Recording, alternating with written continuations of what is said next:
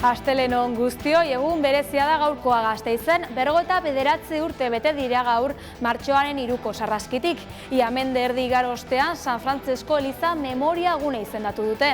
Duela 59 urte Espainiako poliziak 5 langile hil eta 100 zauritu zituen tiro Zarabako hiriburuan. Aurten Zaramagako Eliza memoria gune bihurtzeko prozesua hasi du Espainiako gobernuak Eliza aldizkari ofizialean argitaratu baitu.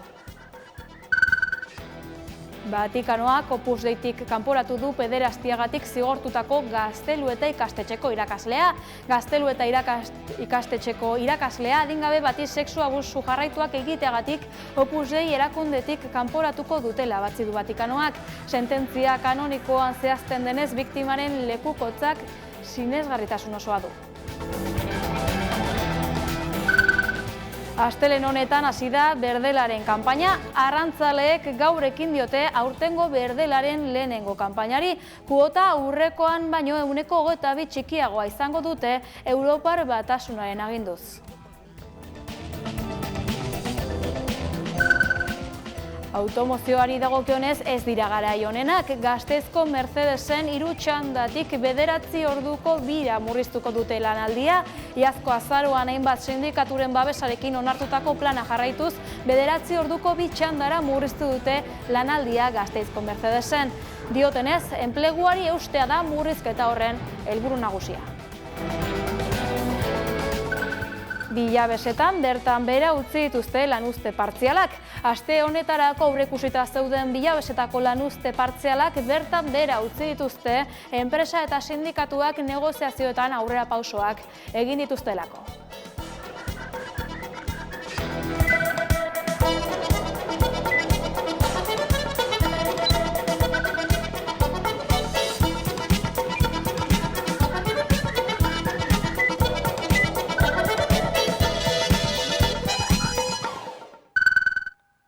Albisteetan sakonduko gara orain EAJaren Bizkaiko, Gipuzkoako, Nafarroako eta Iparraldeko herrialde batzarrek Aitor Esteban izendatu dute Euskadi Buru Batzarreko presidentetzarako hautagai.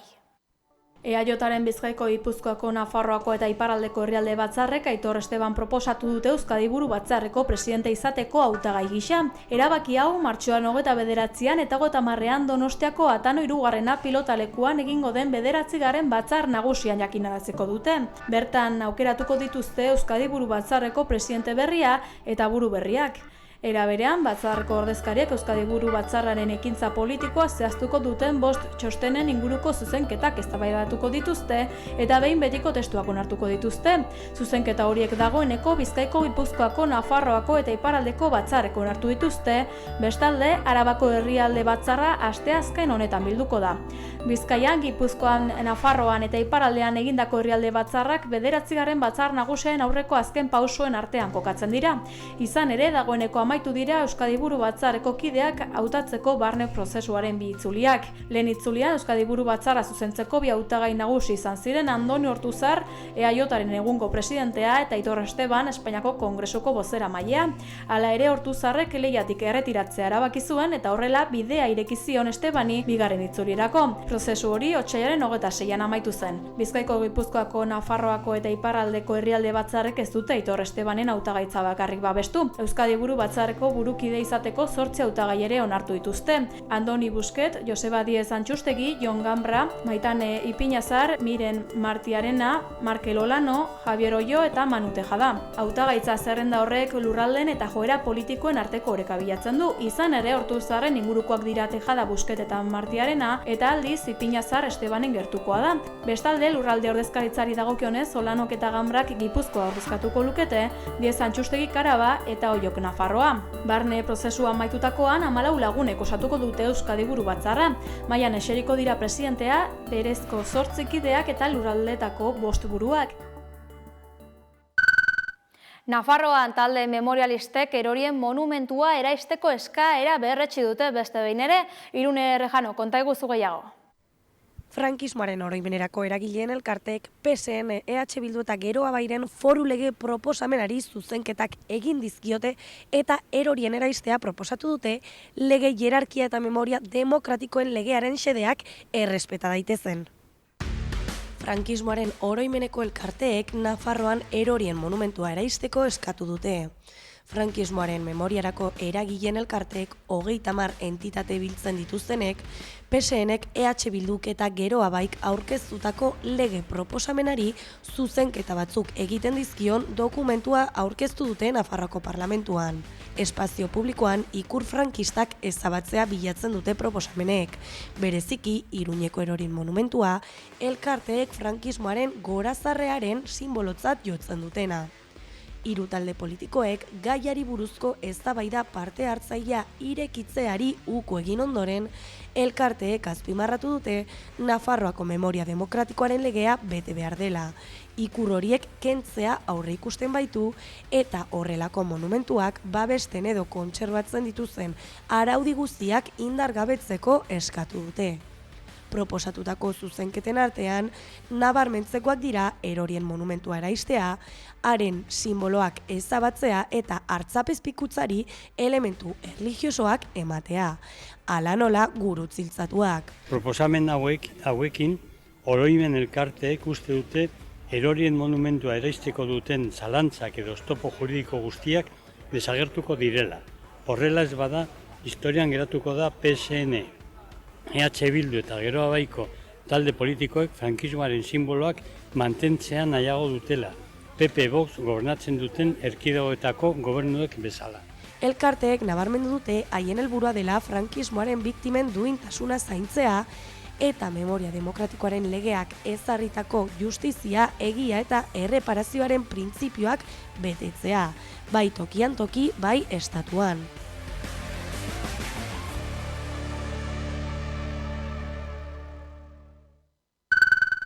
Martxoaren 3ko sarraskitik 59 urte bete dira gaurkoan.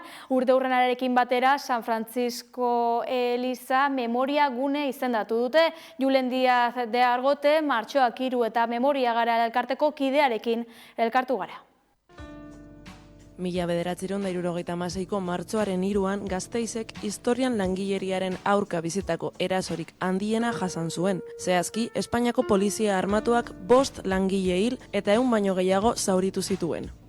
1976 urtean, urtarriaren 9an Forja Alavesaseko langileak kalera atera ziren, hemen Gasteizen zegoen enpresa handienetariko bat, eta hurrengo egunetan beste enpresa batzuk ere grebara atera ziren, ez? Greba prozesu honek bi hilabete inguru iraun zituen eta greba prozesu honen barnean bi greba orokor deitu ziren eta 3. eguna martxoaren 3a izan zen, ez? Egia esan borroka nahiko berritzaileak izan ziren, langile guztiak asanbladetan parte hartzen zutelako eta sindikatu vertikalarekin apurtu egin zutelako, ez? Asanbladak ziren, batzorde representatiboak aukeratzen zituztenak eta hauek ziren nolabait enpresaburuekin eta negoziatzera joaten zirenak, baina beti ere asanbladak eta langileek hartutako erabakiak transmititzera. 1976ko martxoaren 3an, esan duan bezala greba egun orokor bat deitua zegoen, Gasteiz guztia geldirik zegoen, ez bakarrik fabriketan, baizik eta baita tabernak, merkatariak, itxi egin zituzten haien komertzioak, eta jadani goizetik lehenengo kargak eta zaurituak egon ziren, ez, balasko zaurituak. Gazteizko avenida kalean zegoen manifestazio bat deitua eta bertan ere kargatu zuten, baina batez ere ez, martxoaren 3a ezaguna da, hemengo Gazteizko Zaramaga auzoan, San Francisco Elizan arratsaldeko 5etan deiturik zegoelako langileen asanblada bat. Asanblada hori eman behar zenean, poliziak Eliza inguratu, kepoteak bota zituen Elizaren barne aldera, eta ateratzen zihoazen langileak tirokatu eta golpatu zituen, ez? Horrela, 5 hildako suertatuz eta 100 zauritu egon ziren, ez? Lehenengo egun horretan, ez, martxoaren 3an hiru langile erail zituzten eta beste biak egun batzuk pasata hilko ziren. Honetaz gain baita ere Tarragonan, martxoaren 6an, martxoaren 3ko sarraskia salatzeko deituriko manifestazio batean Juan Gabriel Rodrigo Nafo erail zuten eta martxoaren 8an Euskal Herri guztian greba orokor bat deiturik zegoen eta Basaurin Vicente Anton Ferrero erail zuen poliziak. Askotan aipatzen dugu nolabait izan zela inflexio puntu bat, ez? Gasteiz Pasai izan zen apaiz eta militarren hiria izatetik gaur egun ezagutzen dugun Gasteizera, ez? Mugimendu sozial anitz dituena, politikaz asko eztabaidatzen dena, mobilizazio askorekin eta benetan ez, bertako garaiko langileek eta aipatzen dute eskola politiko bat izan zirela greba horiek, ez? Hasieran aldarrikapen ekonomikoak egiten zituzten batik bat, baina greba prozesuak aurrera egin ahala, beste aldarrikapen politiko, sozial, feminista batzuk batzen joan ziren, ez? Eta langile kontzientzia hartzen joan ziren einean baita ere, beste gauza batzuetaz eztabaidatzen hasi ziren. Eta hori guztia, esan duan bezala, eskola politiko bat izan zen, ez? Eta horregatik, estatuak bortitzki zapaldu zuen martxoaren 3an, ez? Mugimendu guzti horrek indar izugarri hartzen ari zuelako.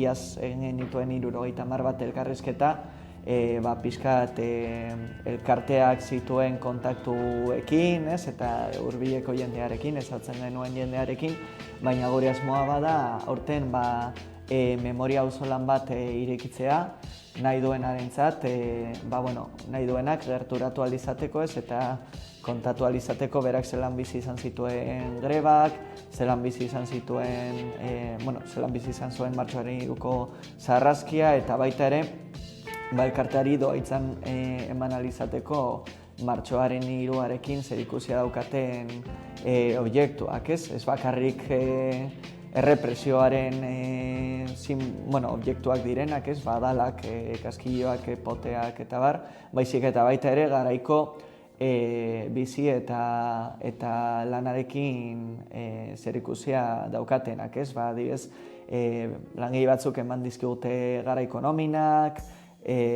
laneko arropa, ez? Ere nahi ditugu eskuratu, emakumeak manifestatzen ziren poltsa hutsak, ez? Gasteizek ere migrazio asko jasan izan zuen, garaiko maletak, ez? Haiekin etorri izan zirenak, pixkat, esan doan bezala, ez bakarrik martxoaren 3a bera ulertzeko, baizik eta baita ere testu ingurua eta bizi eta lan baldintzak. Nahi duen jendea, ez, bertaratzea, ireki berri dugun dinamika honen barruan, azkenean garrantzitsua delako, ez, guztion artean memoria eraikitzea eta, etxean gordeta dauden objektu horiek baita ere, badela aukera egoki edo apropos bat, hau kontatzeko egokia izango den leku batean, testu inguru hori emateko, ez. Aurten ere, Gasteiz, poliziak egindako sarraskia salatzeko mobilizatuko da. Seiretan, monolitoan egingo den omenaldiarekin emango diote hasiera. Ondoren, Saiterrietan manifestazioa hasiko da.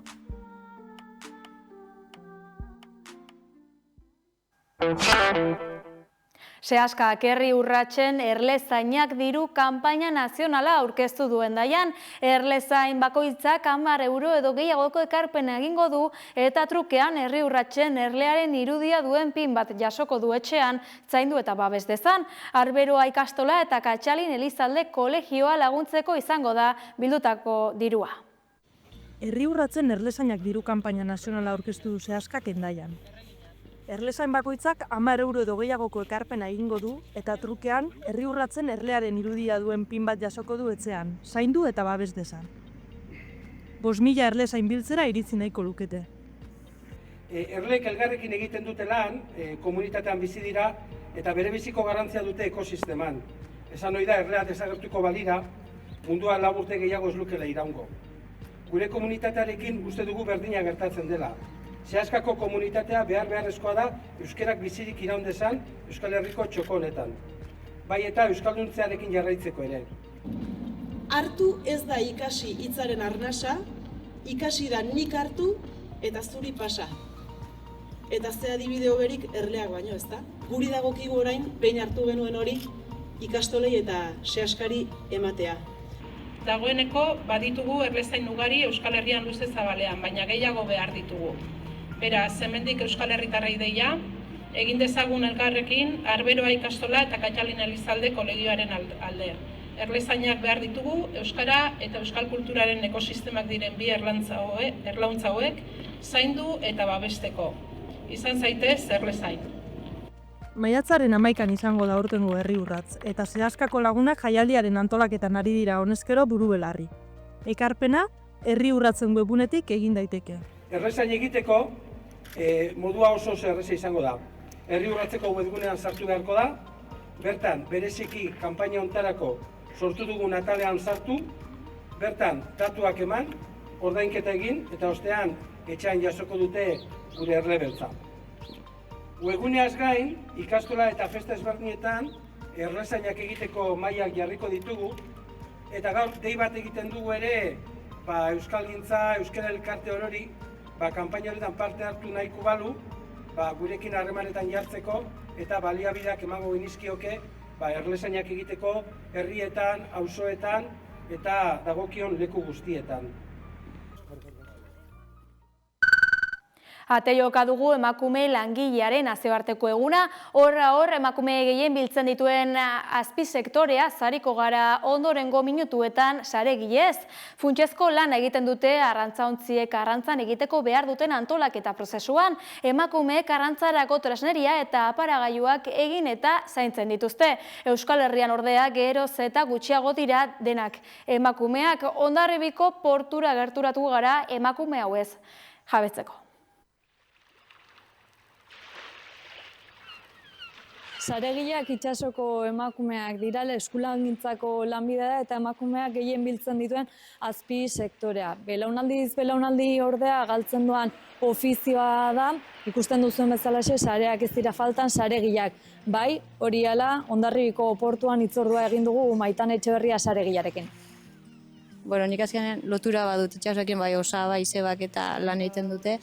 Eta langabezian nagoen eta animatu nintzen, egunkarian agertu zen hori albistea, jendia behar zutela, eta animatu nintzen. Oso gustora. Diru gogorra dela, hotza pasatzen zula, baina oso ondo oso. 7 urte dira Etxebarria saregile lanetan dabilela. Saregile funtsezko lana egiten dute arrantzontziek arrantzan egiteko behar duten antolaketa prozesuan. Emakumeek arrantzarako tresneria eta aparailuak egin eta zaintzen dituzte. Nagusiari deitzen diote, abisatzeko zer nolako zuloa edo aberia dagoen, eta horrekin batera abisatzen dute guri, denak batera eta etortzen gera eta azten gera lanean. Beraiei abisatzen dute itsasoan gertatzen den momentuan orduan abisua ematen dute, guke juteko prestatzen. Ikusten duzunez, badago lan nagusi bat, bera jartzen duela lana, eta gu bata bestean atzean jartzen gara, lana jarraituz, ez gelditzeko utxunerik edo, eta dena da ariarekin, alde batera, korropillo, eta venga, aurrera. Egunero zuk eltzesaren ez dakizu tokatuko izun. Altzeagon hemen lasai egon, altzeagon guztia txutik egon, egun sorpresa bada. Aiatzea ez dakizu tokatuko izun, edo zulotxon bat, edo hori egon guztia horrela xerita, edo zer gauza, sorpresa. Balio handiko tresna da sarea. Bakoitzako 30.000 eurotik gora balio du eta gutxienez 500 metroko neurria dute. Arrantzaleek otsaietik aurrera behar izaten dute gehien bat. Otsaia bukaeratik, kaina arte, gero ja atunekin hasten direnean, orduan ja desberdina da, zatik orduan urrunago juten dire, ez dugu hainbesteko lanik, eta hortan dira urribil balin badaude, urruntzen balin agian Galizia ardera, hortan ja, ez dugu lan askorik, ez balin badago mugitzen ara, noski, ez da normalen. Guk hemen, oso gutxitan mugitzen, gauza puntualak izan behar dire, normalean hemen bertan gelditzen gera. Haian, atunakin ez da zarekin arrantzatzen. Atunak kainaberakin egiten dire, haian antxua eta horiek guztiak erabiltzen dire sareak. Orduan da gure denboraldiola potenteena da sareak erabiltzen den garaia dela oain, antxuantzako eta hortan, segun mareak edo segun korrienteak eta aldute haian sarean erion bat edo edo erdia baino gehiago galdu itsasoan. Orduan tortzen dire, sarea erdi utxik eta hori guztia bete behar da. Osa, altza etorri, de repente, bakarrik beruna eta kortxuakin, eta beste guztia faltan. Bai. Ondoarekin jotzen dutela, edo korrientia direla, azkenean edo zer gauza. Bai. Eta sarea apurtzen zer? Saregileak abisatu eta zuloa konpontzera, arrantzaleak ahalik eta lasterren atera daitezen itsasora. Gauza da hori, zuk batzen dituzu sare bat bestea, eta jutentzera zulotik zulora pasatzen, alde batetik bestera, eta hola, batean, pues, 3-4 korropilo eta jarraitzen duzu. Pasa, eta 3-4 korropilo eta jarraitzen duzu. Bai, gero daude korropilo desberdinak ere bai, ikusi bertu zelana mota den, hau erresa da, bata bestekin elkartzea, hori, pasa eta korropilo, gero handa dena egiten, ja, beste gauza bat da, gero berun aldean ere bai beste gauza. Ez da gauza bakarra, ez da korropilo eta pasa, badire korropilo desberdinak, gauza desberdinak, eta hori, azkenean, nik 7 urtetan, eta gaur egun gauza berriak ikasten ari ditut. Egun osoaz gauza berriak ikasten. Euskal Herrian geroz eta saregile gutxiago dira, denak emakumeak. Haien presentzia desberdina eta berezitua da portuetan. Bizkaian Bermeo, Lekeitio eta Hondarrako portuetan daude Zarreta eta Gipuzkoan berriz Getaria, Orio eta Hondarribiko portuetan.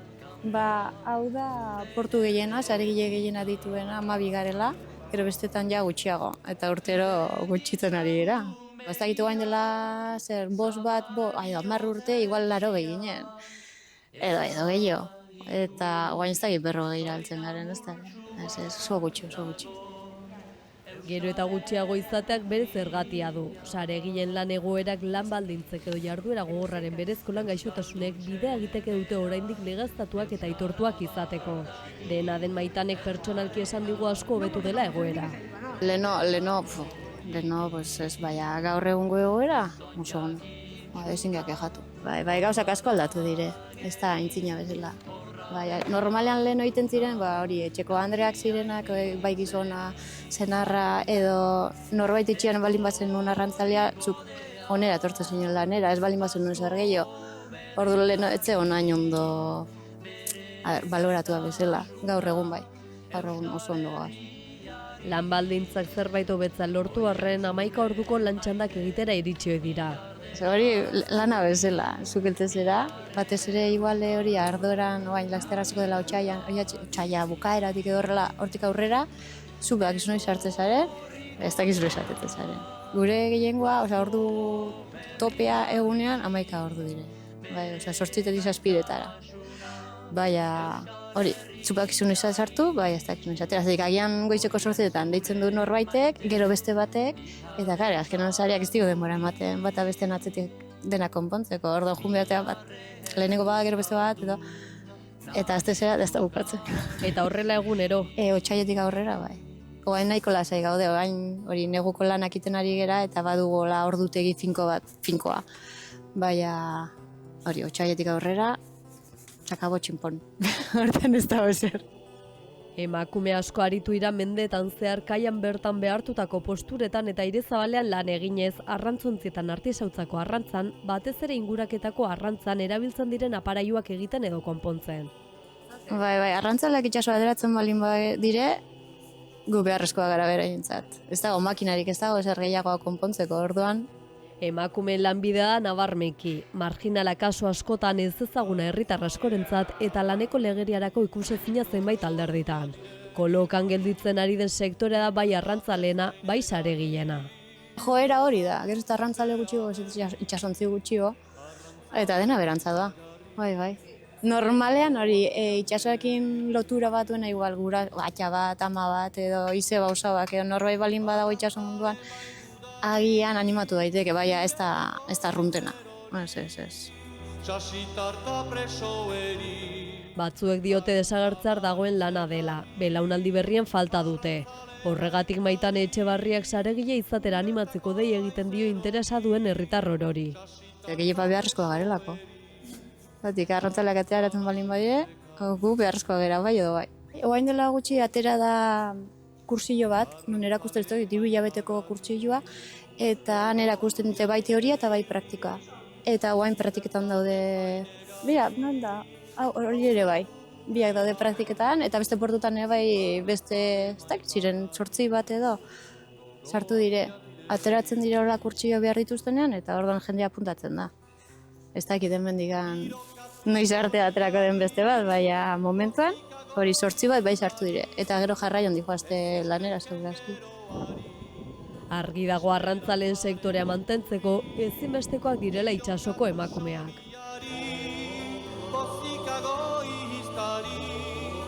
Ez usteken geroari, esperantzaren iturri.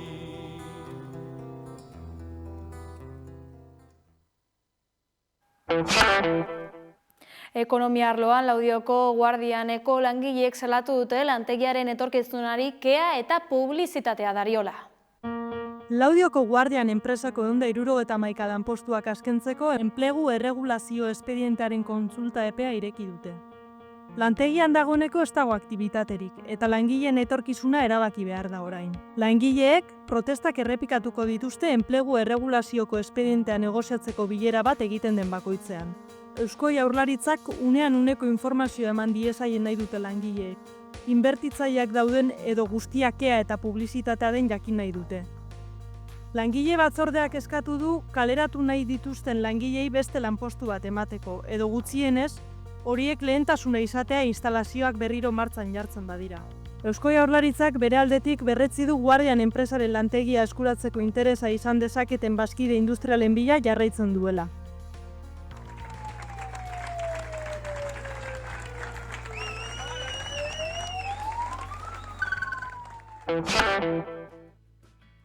Iritsi gara amaierara, badakizu euskarazko berri gehiagorako sartu 11.eus atarian edo kuskusiatu gure sare sozialak. Mikel Telleriaren azken kantarekin agurtuko gara. Ongi izan.